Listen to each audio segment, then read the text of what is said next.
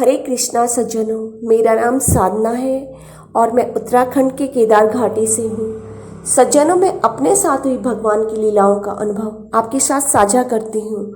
आज इसी क्रम में भगवान की यह लीला है। मेरी माता जी बचपन से ही कहती है कि कभी भी बेटा भगवान की कसम नहीं खाना, पाप लगता है। तो मैं भगवान की कभी कसम नहीं खाती थी। जैसे हर कोई कहता है ना, भगवान कसम भगवान कसम, तो हम कभी नहीं कहते थे। मैं तो बचपन से कभी नहीं कहती थी भगवान कसम। तो जब मेरे को सुबह सोने की आदत है कि रात तक जगूंगी लेकिन सुबह ज़रूर सोऊंगी, सुबह लेट उठूंगी। ये मुझे पहले से ये ऐसी आदत है कि सुबह लेट उठने की। तो मैं अपनी इस आदत से परेशान थी। तो मैंने सोचा कि जब मैं कान्हा जी की कसम खा लूँगी तो उठना मेरे लिए मेरी वो हो जाएगी, मतलब उठना ही पड़ेगा फिर तो मुझे। तो कुछ समय तक मैंने किया, ये निभाया, पता नहीं 5-6 महीने किया, या उठी मैं 5 बजे किसी भी हाल में।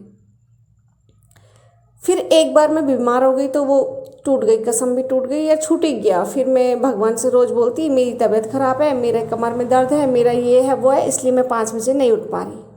अब वो कसम टूट ही गई तो भगवान को नाराज़गी हो गई, कान्हा जी को। तो कान्हा जी ने एक दिन बोल दिया कि तुम माता से माफ़ी मांग लो, राधे माँ से, राधे माता जी से माफ़ी मांग लो। तो फिर मैंने माफ़ी मांग ली। मैंने कहा मैंने कसम भी खाई और टूट भी गई मेरे से, मुझे माफ़ कर दो। उसके बाद उन्होंने कोई प्रतिक्रिया तो नहीं करी, वे तो दर्शन देते ही रहे। पूर्व में कोई नाराज़गी नहीं करी उन्होंने जाहिर। उसके ये लगभग मैंने मार्च तक में उठी हूँ जैसे कैसे करके। और 2020 का बता रही हूँ मैं कि मार्च तक तो मैं उठती रही।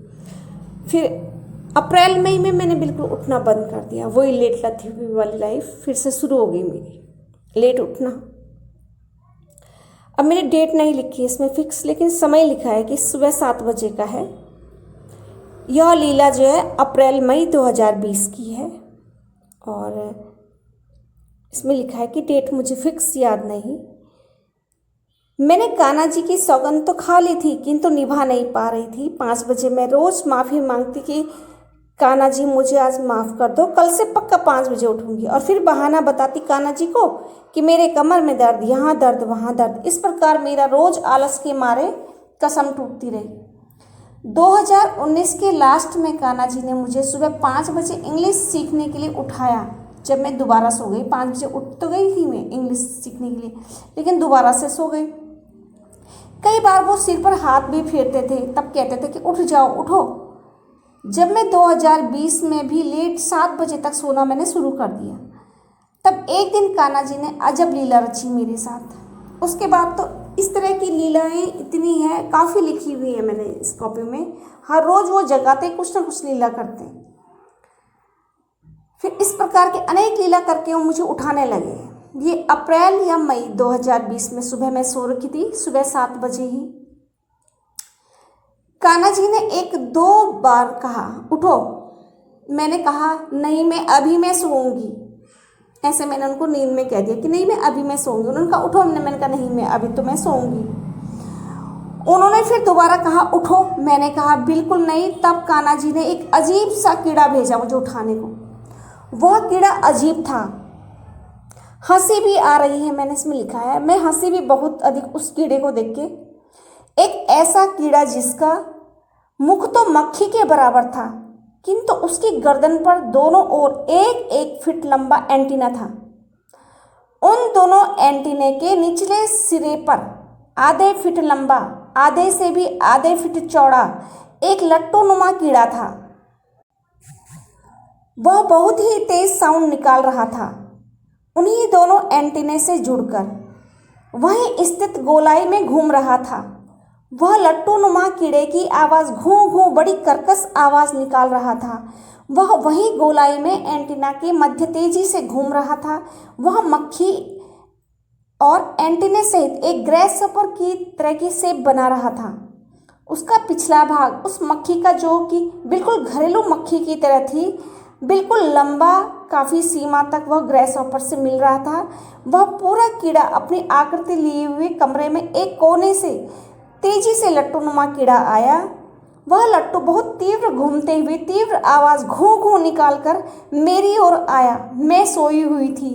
वो लट्टू मेरे पास तेजी से पूरा कीड़ा आते हुए आवाज़ निकालते हुए मेरे गले पर तेजी से आकर घूमने लगा। इतनी तेज आवाज़ हो गई मानो हेलीकॉप्टर उड़ रहा हो। जैसे ही उस लट्टू ने मुझे सोई हुई की गर्दन पर आगे की ओर लट्टू घुमाया आवाज़ सहित, तो मैं उसकी आवाज़ से कम उसकी कीड़ानुमा आकृति के डर के मारे कीड़ा जानकर तीव्र गति से खड़ी होकर अपने गर्दन पर हाथ से कीड़ा को झटक कर खड़ी होकर डर के मारे कीड़े झटक कर जोर जोर से कहने लगी, उठ गई उठ गई उठ गई। मैं, बाप रे कैसा कीड़ा है ये, कैसा कीड़ा है। जब कीड़े ने मेरी गर्दन पर अपना लट्टू घुमाकर घूं घूं गोल तीव्र गति से घूमकर आवाज़ निकाली, जिस प्रकार डर के मारे कीड़े के मैं उठी, जैसे वो इंसान उछलता है जिसके बदन में अचानक से आग लग जाए, ऐसे उछलकर मैं खड़ी थी, ऐसे उछलकर मैं उठी थी कीड़े के डर के मारे। मैंने हाथ से गर्दन के नीचे काफ़ी झटका कि कहीं कीड़ा इधर उधर न हो। फिर जब पूरी तरह इधर उधर देखा तब इतनी ज़ोर से हंसी मैं कि दिन भर बच्चों की तरह उछलती रही कि आज कान्हा जी ने मुझे कैसा कीड़ा भेजकर उठाने के लिए इधर उधर ढूंढा, कोई कीड़ा ही नहीं मिला। इस प्रकार कान्हा जी ने मुझे विचित्र लट्टू नुमा कीड़े से उठाया नींद से। ऐसे हैं ये गिरधर गोपाल, ऐसे मैंने इस कॉपी में लिखा है। तो कान्हा जी विचित्र विचित्र तरीके से मुझे उठाते थे उस समय, और काफ़ी समय तक उठाया उन्होंने मुझे। ये तो 2020 की लीला है, और 2020 से और आज तक उठाते ही जा रहे हैं। पर मैं कभी कभी ऐसे करती हूँ, कुछ महीने तक तो मुझ पर भूत सवार होता है। 4 बजे उठने का, 3:30 बजे उठ जाती हूँ, कुछ महीने तक रहता है। फिर वही लेट लतीफ़ी, और वो बेचारे उठाना छोड़ते ही नहीं हैं। वो उठाने के लिए अवश्य आते हैं। जब भी मैं लेट उठती हूँ तो वो बगल में खड़े हो जाएंगे और दुखी सा मुंह बनाएंगे। और नींद मुझे इतनी प्रिय है कि मुझे लगता है कि खड़े हैं, खड़े ही रहने दो इन्होंने मैं तो सो रखी हूँ, तो मैं उनको उल्टा ही कह देती हूँ कि आपको नींद नहीं आती, आप भी सो जाओ। तो ऐसा मुंह बनाते हैं जैसे नाराज़गी से करते हैं अपना मुंह, और फिर वहाँ से चले जाते हैं मुँह।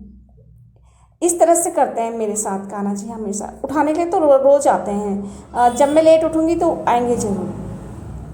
कभी कान्हा जी आएंगे, कभी हनुमान जी आएंगे, और कभी राधे जी आएंगे। अभी कुछ दिन पहले की बात है, मैंने इसमें डेट भी लिखी है इस कॉपी में। ये इसी महीने की बात है।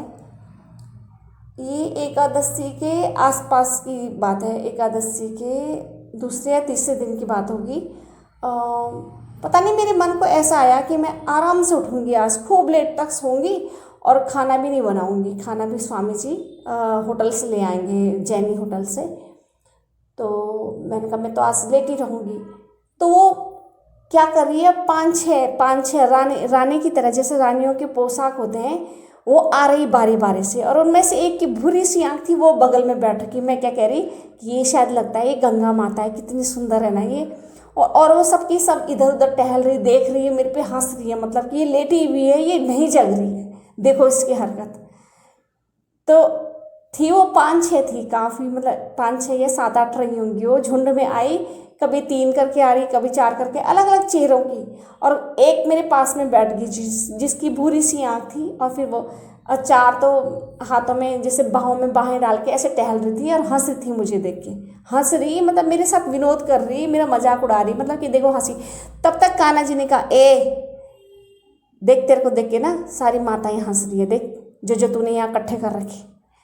तब मैं समझ गई, क्योंकि मैं सबका नाम लेती हूँ, जितनी भी माता है, धारी देवी, और ये है राजराजेश्वरी है, भुवनेश्वरी है, भद्रकाली है, और जितनी भी माता है, ये गंगा जमुना सबका नाम लेती हूँ। तो वो कह रहे हैं कि देख देख सारी माताएं हंस रही तेरे को देख के। पूर्व में भी कहा उन्होंने एक दिन कि जब मतलब मैं लेट उठती तो कहते देख तेरे को देख के ना सब हंस रही, जितने भी तूने इकट्ठे कर रखे।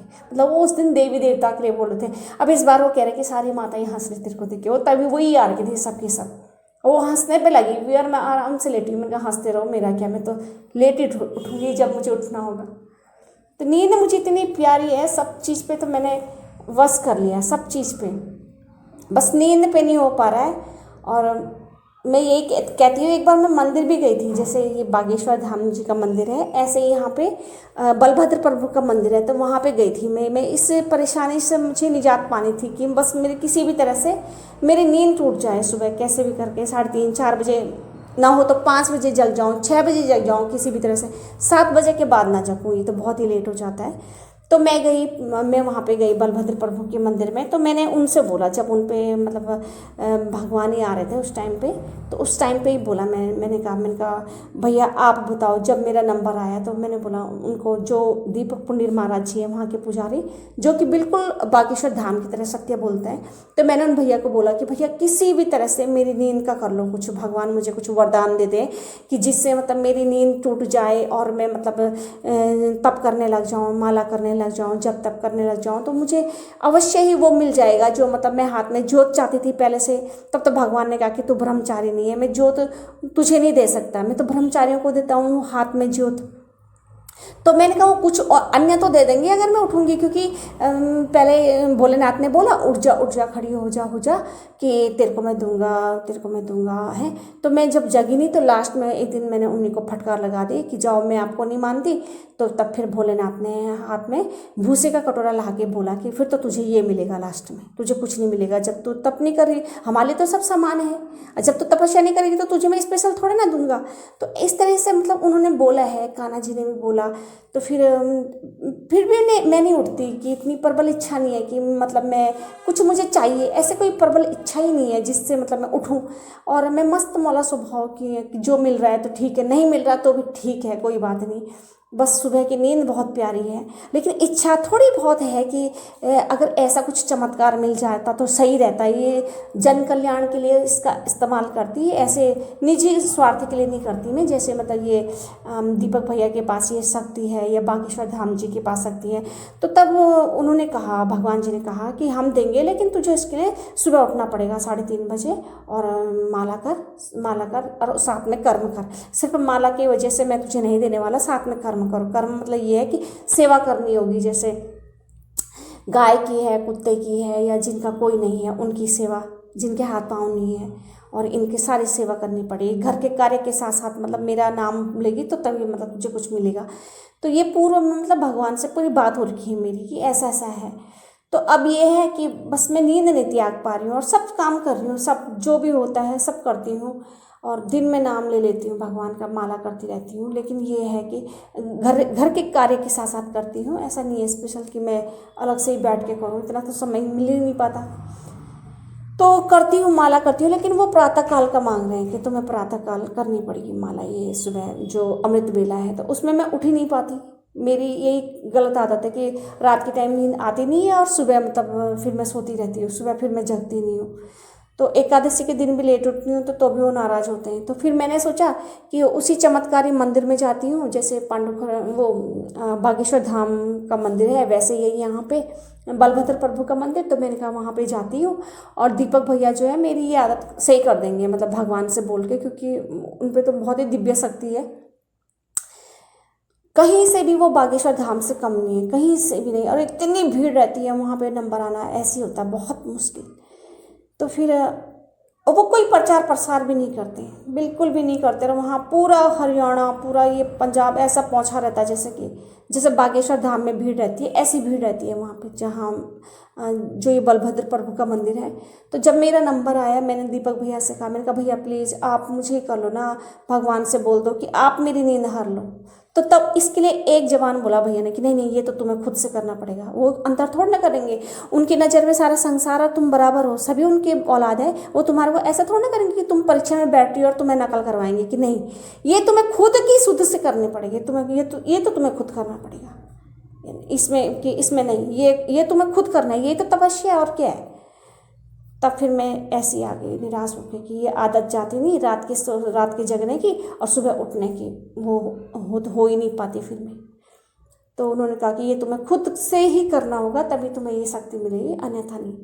तो मैं सोचती हूँ शायद भगवान मेरे भाग्य में ही नहीं होगा, इसीलिए मैं इतना वो हूँ, सुबह जगती नहीं हूँ, बिल्कुल भी नहीं जगती चाहे कुछ हो जाए।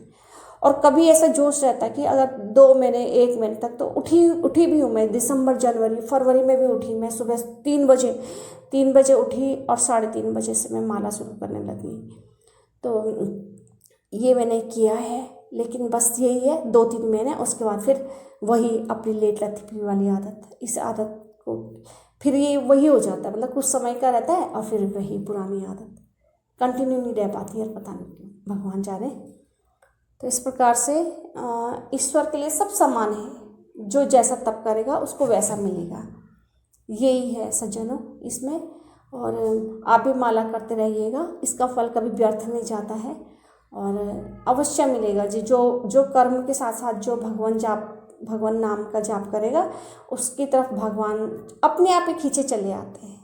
कोई स्पेशल नहीं है, मैं भी कुछ नहीं हूँ, मेरे साथ तो मेरी भगवती की कृपा है। स्वयं बोला है दीपक भैया ने कि तुम कुछ विशेष नहीं हो, कुछ भी नहीं हो, ये तुम्हारा कुछ प्रारब्ध है और तुम्हारी भगवती की तुम्हारी कृपा है, जो कुलदेवी भगवती है वो कर रही है सब कुछ तुम्हारे लिए।